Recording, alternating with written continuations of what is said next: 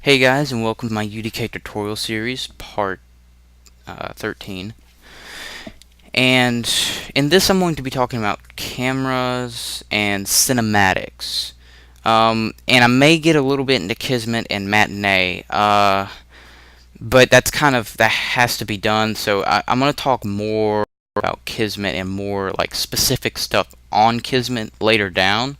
So I'm going to kind of try to explain what I do in Kismet. It's not going to be very much, but you can't really do much with cameras and stuff without getting into, you know, Kismet and Matinee stuff. So I'll talk more about that whenever I get to that point, though. Now, a camera, obviously, look around like this. You can't actually see the camera. There is like a camera associated with this that's going around the level that allows you to see things. Whenever I jump into the level, there's a separate camera that's attached. There's not actually a player object. There's just a camera that that's moving around and is receiving key inputs like, you know, WASD or the arrow keys, and it receives those inputs and moves the camera accordingly. You know, I can do like this, or spin around and walk around and stuff. So yeah, that's kind of what a camera does. And there's a lot of games that allows you, you know, to change your camera angles so you can see your player, or, you know, do like third person, first person, you know, all those kind of things, and you can change your camera angle. And basically they just have separate cameras that are attached to the player, and the player is like a skeletal mesh, and the player walks around and does things responding to inputs, and the cameras are linked to that, so you can switch between them, and they all are linked to the skeletal mesh, which moves around according to the inputs. So you can have all the cameras linked, but they can't actually be seen. So here is a camera actor, and I'll show you how to get this in a minute. This is one I've set up here in the level, and if I press to enter game mode, notice it's not there anymore. It shows it's selected, but it disappears whenever I, you know, go into the game mode. So they don't, you know, you can't see them, and they don't, you know, I mean, you could have objects going through them and they won't collide with anything. So, you know, it doesn't, you know, you don't have to worry about these being seen by anything. Now, one thing important to note, and I just kind of want to illustrate this real quick. It's kind of off topic, but whoops. There is, and like any object in UDK, it has like a static mesh type object that it uses to be able to display to you, you know, what it looks like and what it's representing. So the camera in the content browser here is not the same as this camera. If I were to, if I were to drag this camera in here, and I actually have the size on this camera up by like 5, so it's easier to see. Now, if I were to put this one like right down here and then enter game mode, this one you can still see because it's a static mesh, not a camera actor. If I go to F4, it's a static mesh actor. It's listed static mesh actor. It's got static mesh components and options to adjust. So it's not the same if you pull it out of the content browser. So I just want to illustrate that, not that it's anything important, but I just want to, because I tried to mess around with cameras one day and I saw this, I'm like, ooh, camera, pff, and then dropped it in there and it didn't want to work. So you want to make sure that you go to actor classes and then do camera actor, because if you go to here and you go to add an actor, it's not going to be listed here as a camera actor. I don't know why it's not. But the most popular things are here, and you don't really use cameras that often compared to all the other stuff.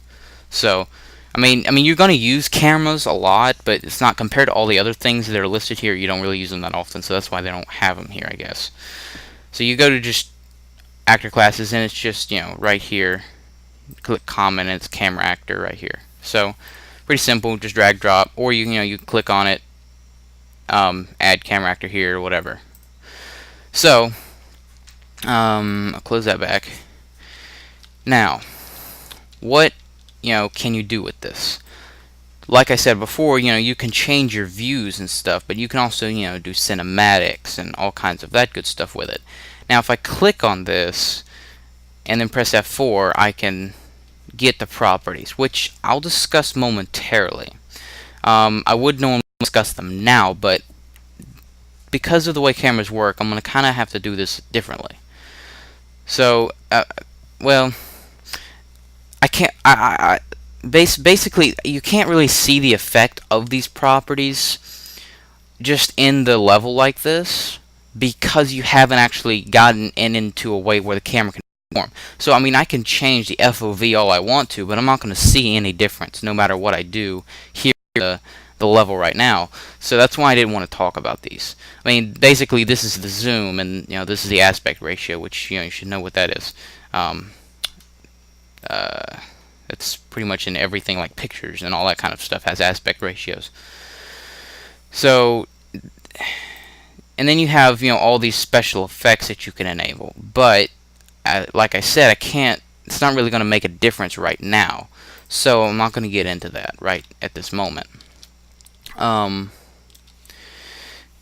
Because like I can click on this and I can't interact with this very well. Now, if I were to go up here and click Lock Selected Actors to Camera, and I click on this again and spin around, now there's that. If I move over here, there's the translation widget.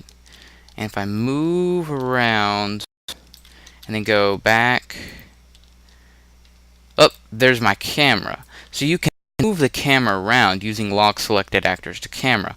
Now, if I were to right click on this and obviously get the camera actor properties and edit those, but I can't actually click on this without it first locking the actors to camera. So if you kind of edit the properties and stuff, just get out of the unclick that button and then just move around, and then you can click on it and select it, and you can move the camera around and it'll do the same thing as if you were actually in it, but it's just easier to move around and adjust if you're actually being able to control the camera like this.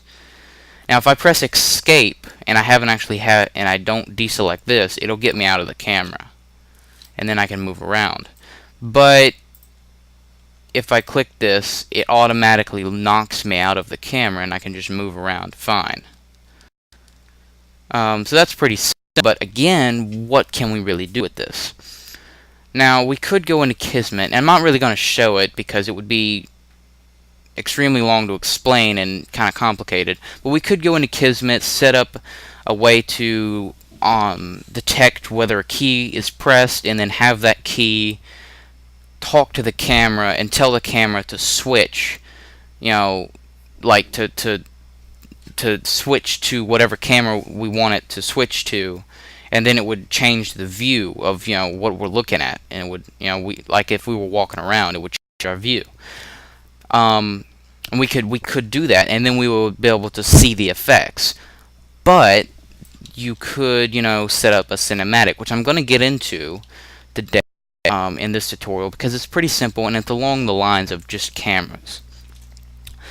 So if we open up Matinee, which that's actually not what I want. I want a new Matinee.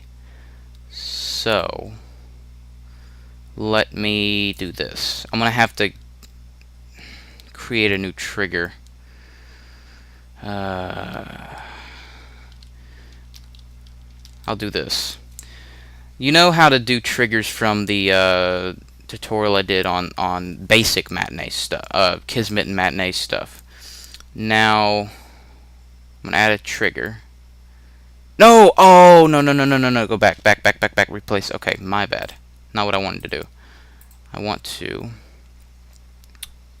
add trigger. Did not want to replace the stairway with triggers. That's not what I wanted to do. It's something completely different.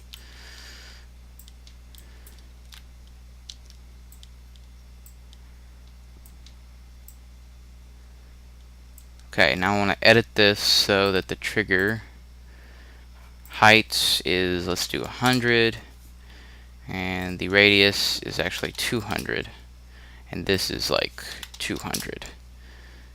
That way it'll cover this area on the stairway. Let me make the radius a little bigger, actually. 300. And then I'll kind of position it just kind of like on the stairway here. So, I mean, you have to walk up the stairs to get to it. But, let me do it in the middle here, at this dividing section. Okay. So there. Now, it'll guarantee, once they walk within this, you know, it'll activate. So, what I'm going to do here is just create, and this is just a random place I chose, randomly. So we've got that selected, and I want this to be continue to be selected. I'm going to open up Kismet, do new event on touch, and I'm using touch because I'm still kind of trying to figure out exactly how the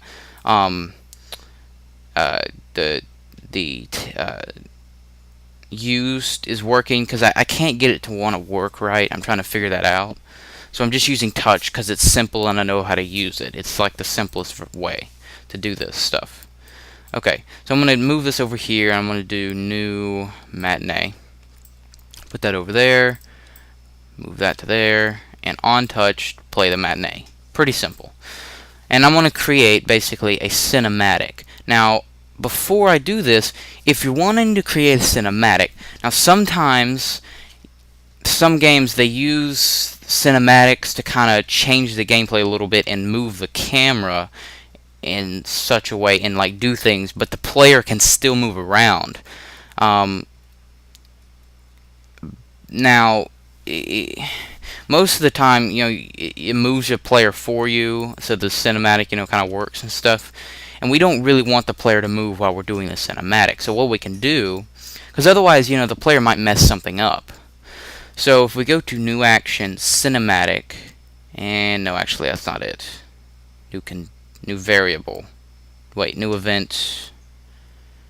I'm trying to remember which one it is. Let's see, which one is it? New action, cinematic.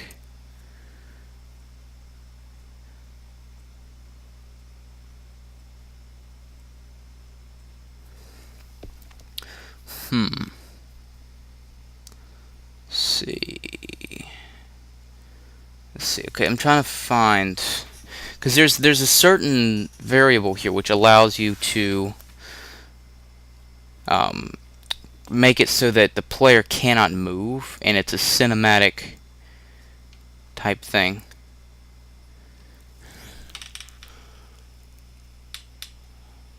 New variable, that's not it. Okay, new event, it has to be here. I don't know why I can't. Oh yeah, wait, no, that's not skip. It's not skip cinematic.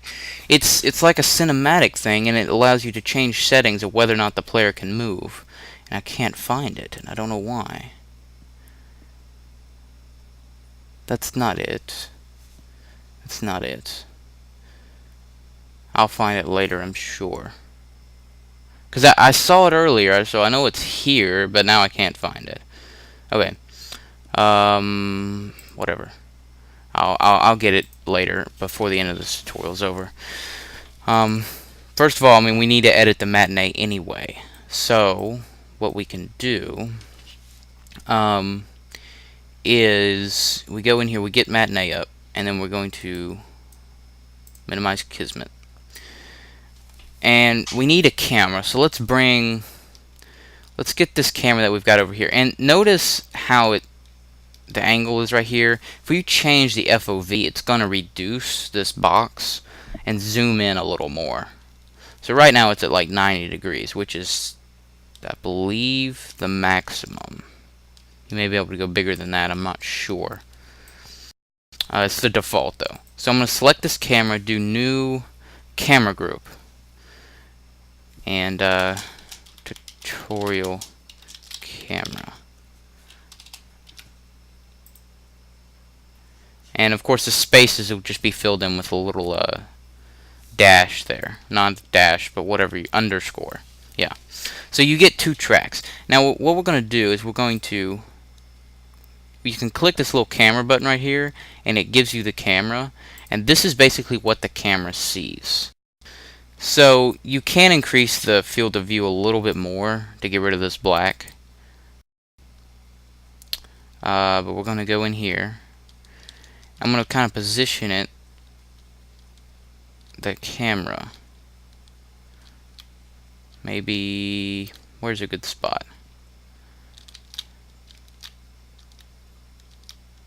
Let's see, you would be right there. So I'm going to position the camera like right there. And then what I'm going to do is, here's this. Now, oh wait, dang it. Okay, first of all, make sure your movement track is actually selected before you try to move the camera. Because you want to place your keyframes down and then edit them. So you want to select the keyframe and then edit where the keyframe is actually going. So let me move this over. Okay, so we kind of want it to aim down so you can see the player right down there somewhere. Now, so that's selected. Now what we're going to do is here's an FOV angle. We don't actually want to mess with that, so we're just going to place a keyframe there, but we're not going to do anything with it. And then, at about 2 seconds, we're going to place another movement keyframe. And here's what we do. We're going to move the camera all the way over to this side of the room. And this isn't really going to be that special of a thing. I'm just kind of be illustrating how this kind of works. And you know, you can do your own cinematics later, because it's really not that hard to figure out once you know what to do. And then we're going to, I don't know, change the FOV to, let's see, if I right click on this, you can change the value. So it's right now it's at 90, but if we do 30, it's gonna zoom in. So if I change this to like look at like right there, and then if we go stop, and then we're going to play. Whoops, it lagged because I was moving this. Okay, let me. Alright, now watch. It's going to actually, what it's going to do is it's going to spin around and go backwards, because it's going to transition in all directions trying to get to the point that I had last, but it's also going to zoom in as it's doing so. So when it spins around, it's there. Now if you didn't want it to do that, if you wanted it to zoom in after it's already set there, what you could do is do set value 90, and then set another keyframe right after that, about like say here. Now I don't actually have my snapping on, which I should probably do that, so delete and then do that. Okay, so here's another keyframe. No, actually no, go away. Ugh.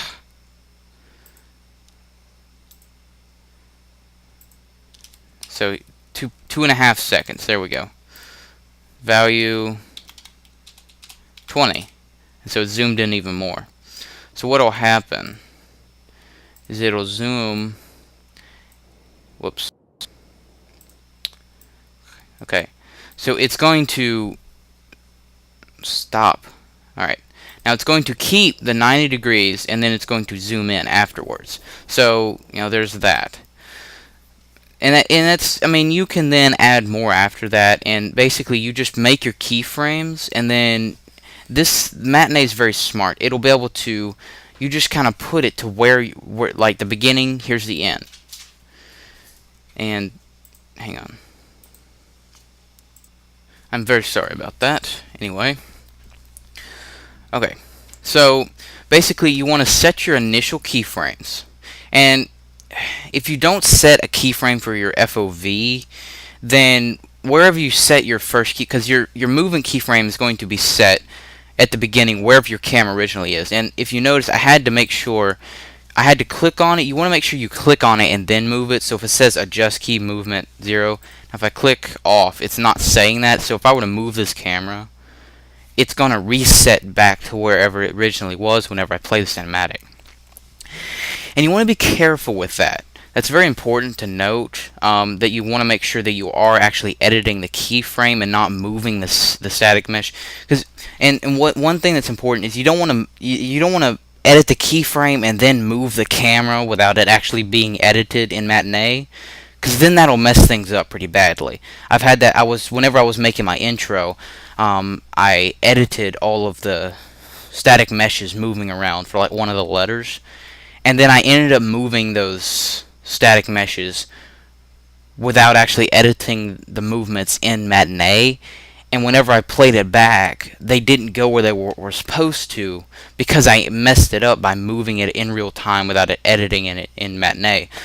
So anything you move, you want to make sure it doesn't have a consequence.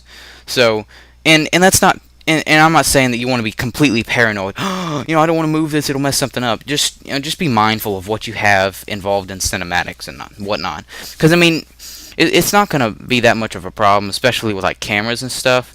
But you just want to be pretty careful. So basically, I have my first movement's there, my second movement's there, but this ends up just completely spinning, and that's why I like Matinee, because it's really intuitive, and so it just spins like around and aims in. And so it's really easy to edit with this, doing cinematics and stuff. Now, and it's kind of hard for me because I don't want to get too much into Kismet, and because you could go in here. I mean, you could have something where, oh crap, am I actually, no, I don't know. Okay, good, I didn't change it. Okay. I mean, you could have this in here where the cinematic actually turns these particle systems on. Like whenever you get to the stairs, they weren't on before, and then they turn on. Then whenever you walk out, they turn off, and then it shows you them turning off. You could do that, but I don't want to get into that right now because of I don't want to mess anything up. So let's actually just test this out real quick.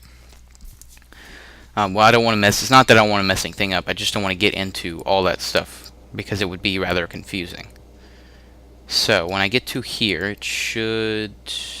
Well, it didn't activate. So let's figure out why it didn't activate. I've got a camera actor. I've got my untouched play. So okay, maximum trigger count needs to be 0.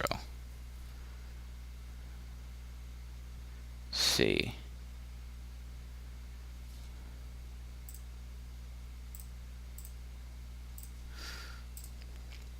Where is that trigger at? Let's make it bigger. I don't know why that didn't work. Let's move it this way a little bit. See, that should encompass it. So it probably was something in Matinee that messed up. So let's do sequence interactor. Whoops, no. Okay, so here's our camera. And our camera is... Aha! See? Exactly what I was talking about. I tried editing it without actually moving it in real time, and it messed it up. So I didn't even plan that, and it showed. So that's what you want to avoid, because it gives you this green line showing you that it's moving, but because it wasn't where it was supposed to be, then it didn't actually get there, and it messed the whole cinematic up. So let me move it over here somewhere. Let me actually, so what you want to do is you want to lock it in here, go over here, select it, get it where you want, and then your first, whoops,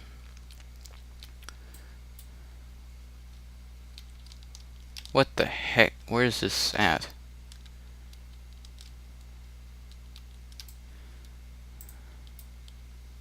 Where's that camera at? Ugh. Stupid things not work. Okay, so let's get rid of this Matinee so that I can redo it. Completely delete the Matinee and these. Now we'll create new Matinee. I need to find that cinematic thingy too. Alright, now here's our camera actor. So again, it reset itself. So Yeah, exactly what I said you wanted to avoid happen. So do make sure you check that. So here's what it's going to do. I'm actually going to do a slightly more advanced thing. So I'm going to do like this, and then I'll go into Kismet, open this up, and make sure that this is selected. Do new camera actor, stare cam. Now, movement 1 needs to stay right there. That needs to be staying the same. Now what it's going to do is I'm going to have 2-second mark. This is going to move to over here. Now the way I'm doing this is so that it doesn't go through the ceiling and show that, because that would be kind of weird. So I'm going to have this move to here. It's going to pass by the player, which is going to be here. So that's going to, dang it. Alright, so there, it's going to be like showing the player. And then at 3 seconds, I'm going to do another one. This is going to be coming out like so. And it's going to be like that. And then at 5 seconds, which is actually the default, which is good because this is going to be actually the end. So I kind of timed that correctly. It's kind of awesome. I could extend this, of course. It would be very easy to do. Just extend it. Just, move this red triangle, but that's fine. Alright, now the FOV, I'm actually not going to do anything with that because there's really no need for that. But I could animate the FOV. I mean, you saw how that worked. It's pretty simple.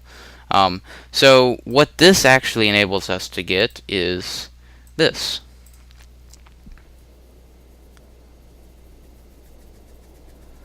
So we've got more of a cinematic, and if you notice, whenever we did that, you heard the sounds, so it is completely dynamic. It does work dynamically and stuff. So I mean, anything that's not moving will move, and it'll be like you're actually in the game whenever you run the cinematic. So let's run that one more time. You can see. Whoops. Stop. So here, the camera's actually casting a shadow. Got a weird setting on the dynamic light, and we could, now if we were to set this, one thing to also note is that the time it takes to get from one keyframe to another is going to be, your speed. And you can have it at different speeds at different times. So if I were to set this to like 3, well actually I would have to do 2.5. I'll do 2.5.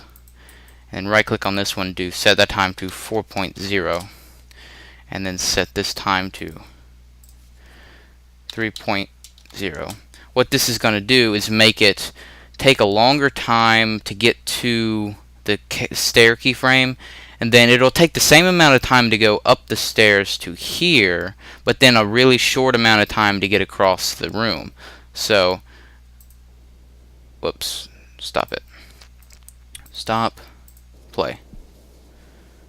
So it takes a shorter time, and then it's going to go a lot faster.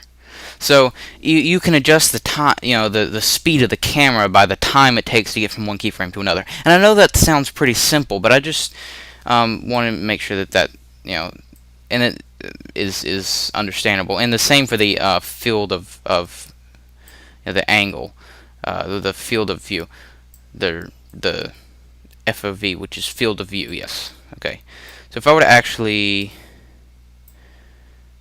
expand this out, and at 5 seconds here, field of view is at 90, and it's going to be the default at 90. So that's our first keyframe, and our second keyframe is going to be at 7.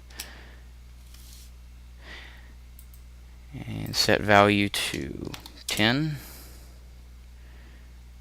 Which also means we want to adjust our camera, which if you zoom in, you're going to want to adjust your camera. You kind of want to do the field of view and the camera at the same time, because this will happen. It'll zoom in at the wrong place.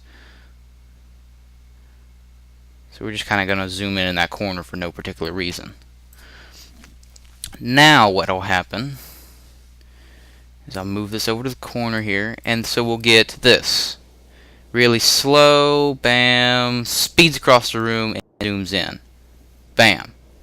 Now if I were to, and just to illustrate the point, if I were to set the time here to, let's say, 6.000.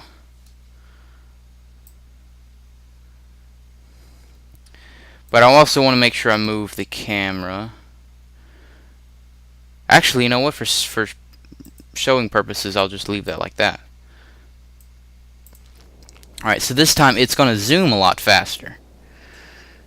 So it zoomed a lot faster, and then it adjusted with the camera. So, you know, you could do those in one shot, or, you know, whatever. And I could have, you know, lights and stuff being turned on and turned off, you know, at the same time, because you can add all kinds of things under this. I mean, you can do slow motion and all that kind of stuff in here too, but this is just going to be basic kind of stuff. I'm going to get into the more specific kind of stuff with Matinee and cameras and stuff, well, later on. Now, and this, again, I know this is kind of general, but I kind of want to get like a general overview of like all the stuff in UDK before getting really advanced. That way the advanced stuff isn't as hard. Real quick, I want to show one other like interesting feature that you can do that doesn't really require a lot of work.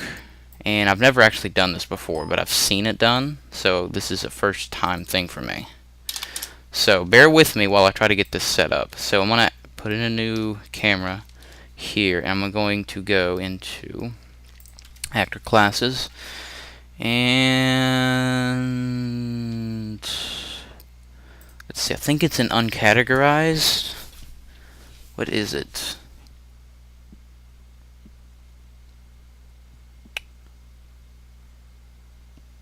Okay, I'm going to go look up what it is again, because I can't remember what it's called, so I'll be right back. Okay, so here's another really cool thing that you can do with cameras.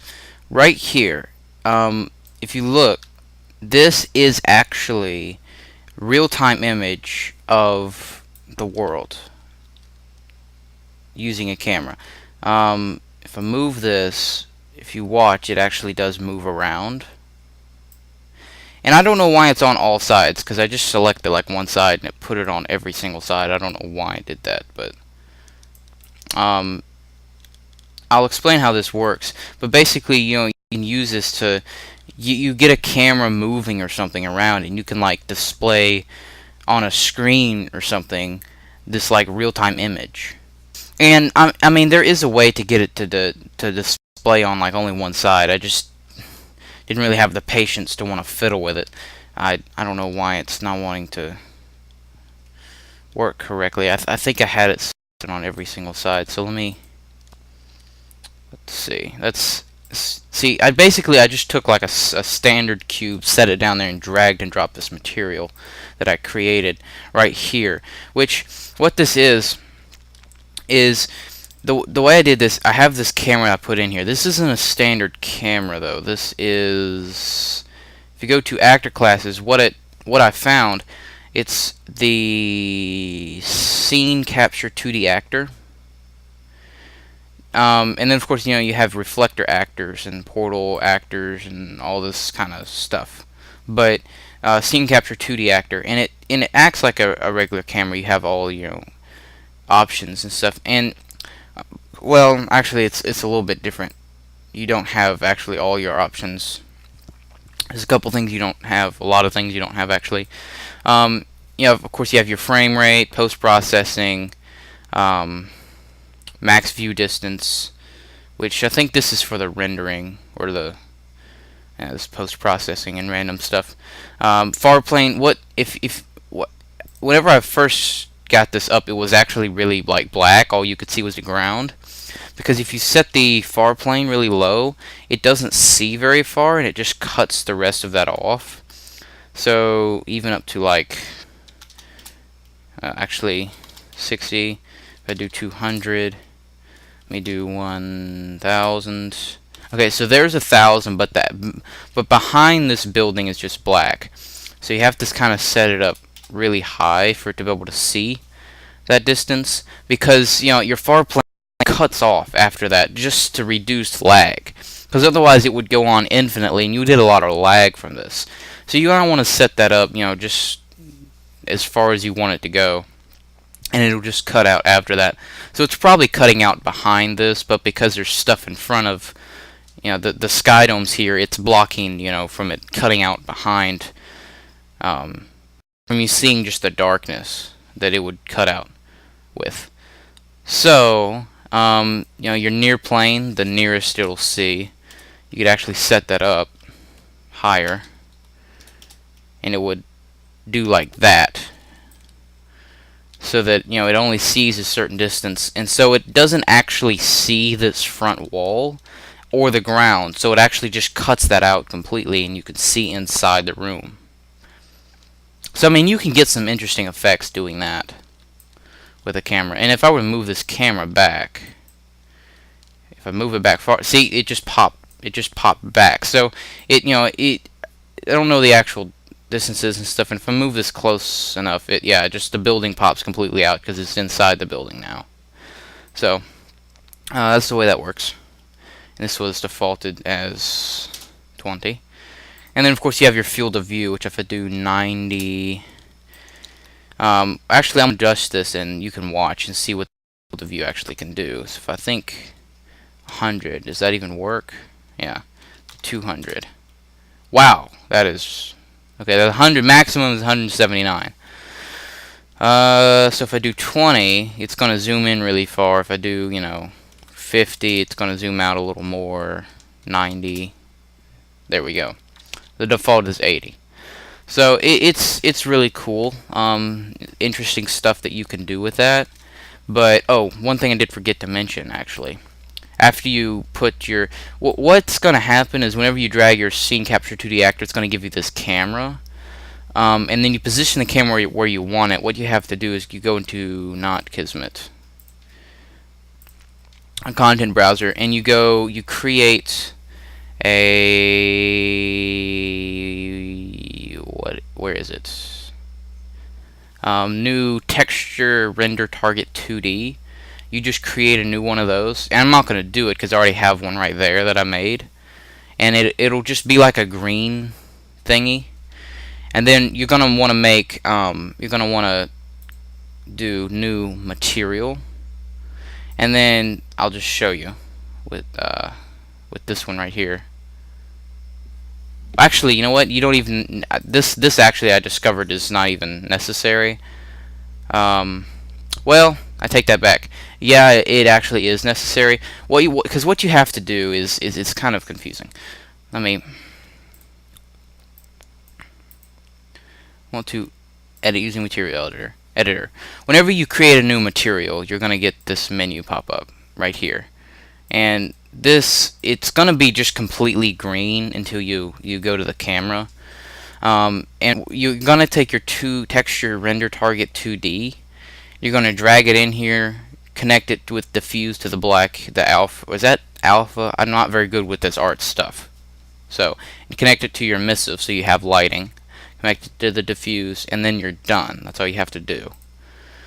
So you just connect it to those two things and you'll get this. So they'll render to the same thing. Now you can't put texture 2Ds on an object, so you have to use a material. So if you want this to actually display on an object, you have to use this.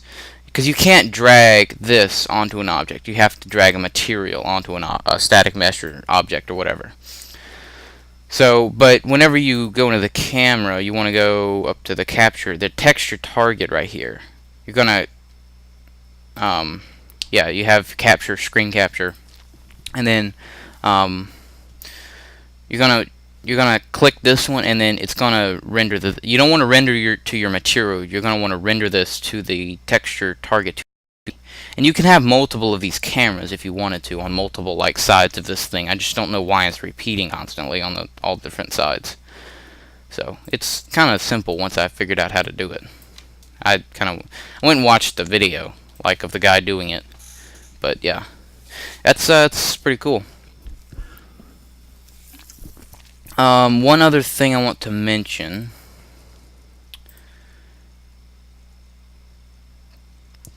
Whenever you're doing anything with like a matinee and like cameras and stuff, if you want, like, for instance, like your field of view or your movement, if you wanted like your field of view to go to a certain point, change, and then go to a certain point, and then change and go to a certain point, like zooming at different lengths. Like, I mean, if you sometimes in spy cameras, I've seen in cinematics, they'll have like a spy camera that zooms in, get like is out of focus, zooms back out, is out of focus, zooms back in a little bit, and then zen focus. And you can do that, but that's going to be later on because it's more advanced stuff.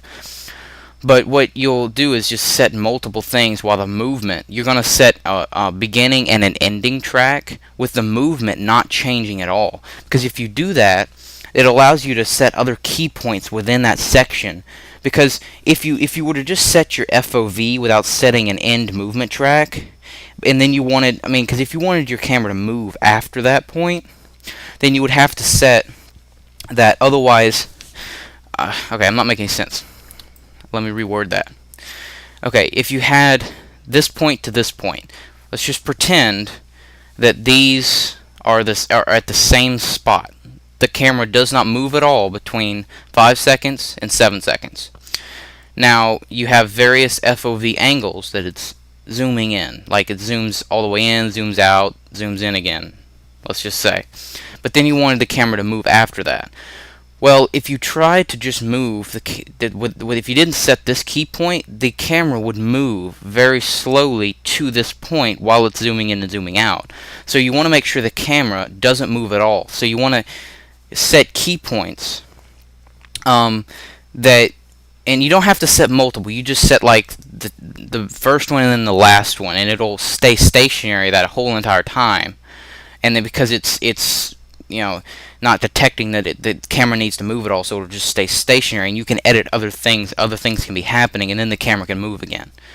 I just wanted to point that out. That may have been pretty easy for you to understand, but just like to as much help as I can be. So this tutorial, this little section has probably gone long for a bit, and I've been kind of vague on some things I understand, but I didn't really want to get into all of the very specifics because the camera and a lot of the Kismet matinee stuff is very, very broad. You can do a lot with it, and so it's hard to talk about a specific thing without verging on some of the other stuff. And I'm going to get into some of that later, so just keep up with the tutorials and stuff, and you'll understand. I just wanted to touch on some of the basics so I wouldn't have to explain how the cameras work and how to set them up and do the cinematics and stuff later on. It would help me out a little bit. So there's that, and I wanted to kind of throw this little section in here. I didn't know whether to put that in the special effects or not, but because it had to do with the cameras, I wanted to throw that in there. So anyway, hope you've enjoyed, and stick around for the next one because I'm going to do physics in the next one. So that should be interesting because physics is cool. I'm probably going to actually even just do a new map instead of actually testing it on this map, just make things a little easier. So, yeah, bye for now.